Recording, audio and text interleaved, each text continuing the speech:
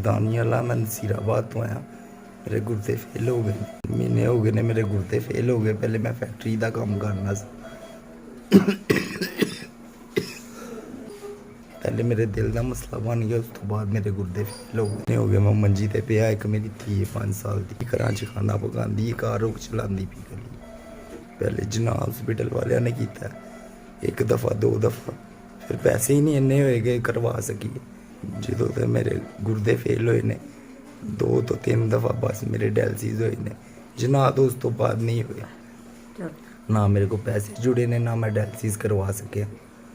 राती मेरी तबीयत ज़्यादा बिगड़ गई, मेरी बीवी मैनू हस्पताल ले आई है, तो फटो ना मैनू बैड ते लिटा के मेरे लाइन पा के डायलिसिस की।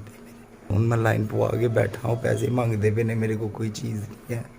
स्ट्रोला भी मेरा बनने वाला है, मेरे को बिल्कुल कोई पैसा नहीं है। हूँ पैसे देने दे गुनो मेरी और तबीयत खराब होने लग पई।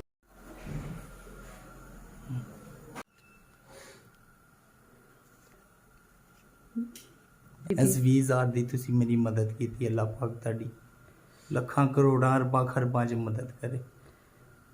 ਗੁਜ਼ਾਰਾ ਤੁਸੀਂ ਮੇਰਾ ਇੰਨਾ ਕੰਮ ਕੀਤਾ, ਮੇਰੀਆਂ ਬੜੀਆਂ ਪਰੇਸ਼ਾਨੀਆਂ ਦੂਰ ਹੋ ਗਈਆਂ। ਅੱਲਾਹ ਪਾਕ ਤੁਹਾਡੀਆਂ ਵੀ ਸਾਰੀਆਂ ਪਰੇਸ਼ਾਨੀਆਂ ਦੂਰ ਕਰੇ। ਅੱਲਾਹ ਪਾਕ ਤੁਹਾਨੂੰ ਸਿਹਤ ਤੰਦਰੁਸਤੀ ਦੇ। ਤੁਸੀਂ ਇੰਝ ਹੀ ਗਰੀਬ ਲੋਕਾਂ ਦੀ ਮਦਦ ਕਰਦੇ ਰਹੋ। ਤੁਹਾਡਾ ਦਿੱਤਾ ਹੋਇਆ 20,000 ਮੇਰੇ ਤੱਕ ਪਹੁੰਚ ਗਿਆ।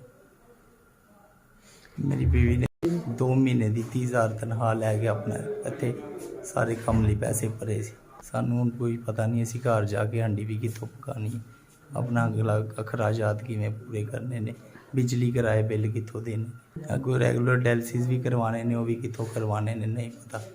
ਅੱਲਾਹ ਪਾਕ ਤੁਹਾਨੂੰ ਜ਼ਿੰਦਗੀ ਭੈੜੀ ਬਿਮਾਰੀ 'ਚ ਪੈ ਗਿਆ, ਮੇਰਾ ਮਜ਼ੀਦ ਖਿਆਲ ਕਰਨਾ। ਅੱਲਾਹ ਪਾਕ ਕਰੇ ਮੈਂ ਥੋੜ੍ਹੀ ਦੇਰ 'ਚ ਠੀਕ ਹੋ ਜਾਵਾਂ, ਖੁਦ ਕੰਮ ਕਰਨ ਲੱਗ ਪਾ, ਆਪਣੇ ਬੱਚੇ ਆਪ ਪਾਲ ਸਕਾਂ।